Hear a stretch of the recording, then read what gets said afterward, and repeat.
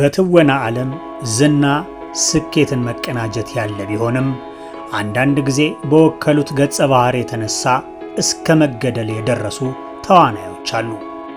ለዚህም ተዋናዮቹ የተሰጣቸውን ገጸ ባህሪ መስለው ሳይሆን ሆነው በመቅረባቸው ተመልካቹን ያንን እንደ እውነተኛ አድርጎ የማመንና በዛ ውስጥ ራሳቸውን በመሳል የሚያጋጥሙ ክስተቶች እንደሆኑ የዘርፉ ባለሙያዎች ይናገራሉ።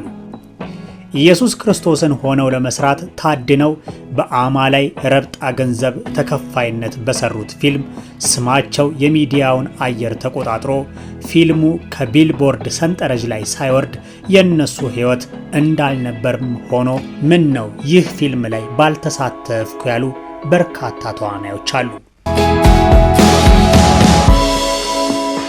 የናዝሬቱ ኢየሱስ፣ ጂሰስ እና ዘ ፓሽን ኦፍ ክራይስት በተለይ በኢየሱስ ክርስቶስ ላይ ከተሰሩ በርካታ ፊልሞች ውስጥ የነጠሩ ሲሆኑ በእነዚህ ፊልም ላይ ኢየሱስን ወክለው የተወኑት ግን እንደ ሌሎች ፊልሞች ዝናን ይዞላቸው አይደለም የመጣው። ይልቁንስ በርካታ ጫናዎችና ችግሮች ገጥሟቸዋል። ባለፉ ባገደሙበት ሁሉ ፎቶ ከማንሳት ለተለያዩ ሚዲያዎች በማሰራጨት ነፃነታቸውን ሲነፍጓቸው በአድናቆት ሳይሆን በመዘባበት ነበር። እኛ ክርስቶስን ወክለን ሰራን እንጂ ክርስቶስ አይደለንም እስኪሉ በተገኙበት ተአምራትን ስሩልን እያሉ ያሰቃዩአቸውም ነበር። በሆሊውድ ውስጥም የኢየሱስን ፊልም ከሰሩ በኋላ ለሌላ ፊልም ባለመፈለጋቸው የተነሳ የሚወዱትን ሙያ እስከ መቀየርም ደርሰዋል። ለምሳሌ ኪንግ ኦፍ ኪንግስ በሚለው የኢየሱስ ፊልም ላይ የተወነው ሮበርት ዊግነር ኢየሱስ ክርስቶስን ሆኖ ከተወነ በኋላ ህብረተሰቡ ይህን ፊልም ካየ በኋላ ሌላ አድርጎ ማየትን ስለሚከብደው በሚል ሌላ ፊልም የሚያሰራው ዳይሬክተር እንዳጣ ተናግሯል። ከዚህም ባለፈ በክርስትና እምነት ተከታዮች የሚመጣው ግብረ መልስ ከአድናቆት ባለፈ አወዛጋቢ ሆኖባቸዋል። ለዚህም ከስነ ልቦና መጠቃት እስከ አካላዊ ጤና መጎዳት ተዳርገው ከፊልሙ ጋር በተያያዘ ለሞት ጭምር ተዳርገዋል። ከነዚህ ሁሉ ኢየሱስ ክርስቶስን መሰረት አድርገው ከተሰሩ ፊልሞች የሚል ጊብሰን ዘ ፓሽን ኦፍ ዘ ክራይስትን የሚያክል በሁለንተናዊ መልኩ የገዘፈና በፊልሙ ቀረጻ ወቅትና በኋላ አስገራሚ ነገሮችን ያስተናገደ በራሱ ፊልም የሚመስል ሳይሆን እውን የሚመስል ነገር ያጋጠመው ፊልም ያህል የለም። በዛሬ ቆይታችን የምንዳስሰው ፊልሙ በሚሰራበት ወቅትና በኋላ የገጠሙትን አስገራሚ ገጠመኞችና የደረሰባቸውን መከራን ይሆናል። አብራችሁን ቆዩ። ሼልፍ ቲዩቦች ነን። መርጠን አናመሰግንም፣ ለይተንም አንተችም። ይህ ዘ ፓሽን ኦፍ ዘ ክራይስት የተሰኘው ፊልም እንደ አውሮፓውያን አቆጣጠር በ2003 ተሰርቶ በአመቱ በ2004 ዓመተ ምህረት ለእይታ የበቃ ፊልም 30 ሚሊዮን የአሜሪካ ዶላር ፕሮዳክሽን ወጪና በተጨማሪም 15 ሚሊዮን የአሜሪካ ዶላር የገበያ ማስታወቂያ እንደፈጀ ይነገርለታል። ከፊልሙ ለእይታ ከበቃ በኋላ በድምሩ 612 ሚሊዮን የአሜሪካ ዶላር አስገብቷል። በዚህም በአወዛጋቢነቱ በአጭር ጊዜ የእይታ ብዛቱና በገቢው ከመሰል ፊልሞች ነጥሮ የወጣ ሆኗል። ፊልሙ የሚያጠነጥነው በመጨረሻው ቀናት በዕለተ አርብ 12 ሰዓቷን የኢየሱስ ክርስቶስ ስቃይና የእናቱን የቅድስት ድንግል ማርያም መከራ ላይ መሰረት አድርጎ ለ127 ደቂቃዎች የሚረዝም ፊልም ነው።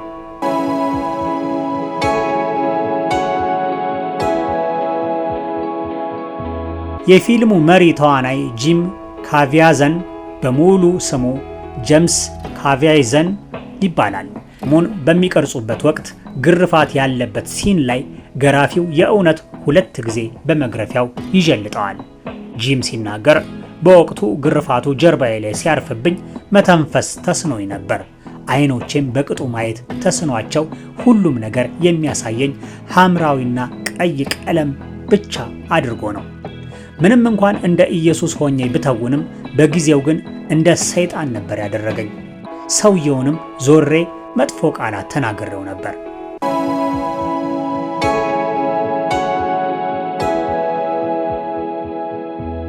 መስቀል ተሸክሜ በምቀረጽበት ሲል ላይ የሚሸከመው መስቀል 150 ፓውንድ የሚመዝን ቢሆንም የተሰማኝ ግን 650 ፓውንድ እንደተሸከምኩ ያህል ስለነበር መስቀሉን ተሸክሜ 2 ጊዜ ወድቄያለሁ። በዚህም ትከሻዬ ለውልቃት ተዳርጓል።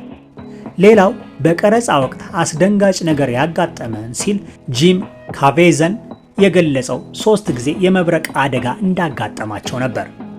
በሰዓቱ ቀረጻው ተራራ ላይ ሆኖ ሕዝብን ሲያስተምር ለማሳየት ነበር። መጀመሪያ መብረቁ ያረፈው እኔ ጋር ነበር።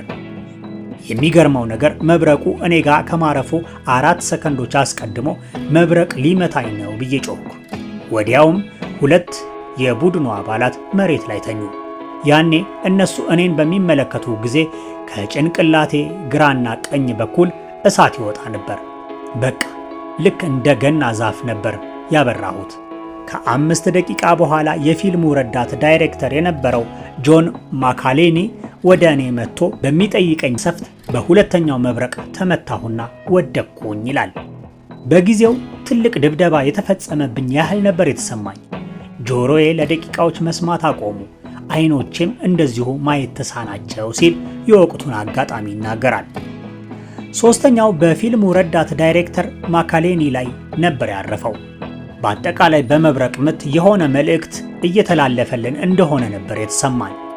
ሆኖም እንደምንም ተቋቁመን ፊልሙን ለእይታ አብቅተነዋል ብሏል። ከፊልሙ በኋላ የልብ ቀዶ ጥገና አድርጌያለሁ። በዚህ ፊልም ጦስ ለሳምባ ምች በሽታ ተዳርጌያለሁ። የክርስቶስን ማንነት ለኛ የከፈለውን መስዋዕትነት እንድረዳም አድርጎኛል። በዚህ ፊልም ላይ የአስቆሮቱ ይሁዳን ገጸ ባህሪ ወክሎ የተወነው ሉካኖ ኤሌን ከፊልሙ በፊት የምንም ሃይማኖት ተከታይ ያልነበረ ሲሆን በኋላ ግን ኢየሱስ ክርስቶስ የሚባል አምላክ እንዳለ አምኖ ክርስቶስን ተቀብሏል። ኢየሱስን ሆኖ የተወነው ጂሚ ካቬዝን ኢየሱስን እንዲመስል ያለማቋረጥ 10 ሰዓታት ሜካፕ መሰራቱ ነው። አሁን ላይ መናገር በማይፈልገው ምክንያት ዋና አዘጋጁን ሚል ጊብሰንን ማናገር እንደማይፈልግና ፊልሙ ተለቆ ብዙ ሚሊዮኖች ዶላሮች ከሰበሰበ በኋላ ለነሱ ገንዘብን ሲያመጣ ለኔ ከባድ ጭንቀትና ጫናን አምጥቷል ብሏል። ይኸው ተዋናይ በጉጉትና በፍላጎት የተዘጋጀው ፊልም የኋላ ኋላ ጣጣን አምጥቶብኛል ይላል።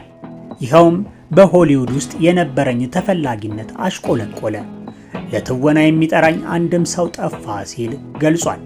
ዳይሬክተሩ ሚል ጊብሰን በፊልሙ ላይ ምንም አይነት ሳውንድ ትራክ ወይም የማጀቢያ ሙዚቃ ላለመጠቀም የወሰነ ቢሆንም በኋላ ላይ ረዳት ዳይሬክተሩ ፊልሙ ያለ ማጀቢያ ሙዚቃ ውጤታማ አይሆንም ብሎ ስለሞገተው ለመጠቀም ተገዷል።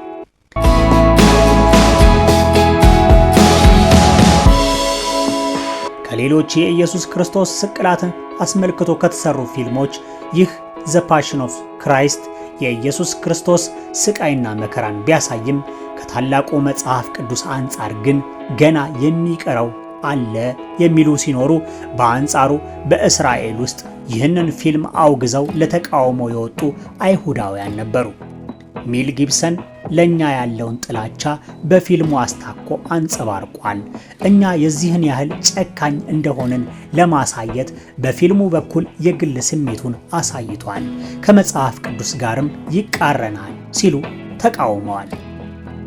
ውድ የሼልፍ ቲዩብ ተከታታዮቻችን ለዛሬ የትንሣኤ በዓልን ምክንያት በማድረግ በኢየሱስ ክርስቶስ ላይ ተመርኩዘው በተሰሩ ፊልሞች ላይ ያዘጋጀነው ጥንክር በዚሁ ቋጨን። አብራችሁን ስለሆናችሁ እናመሰግናለን። መልካም የትንሣኤ በዓል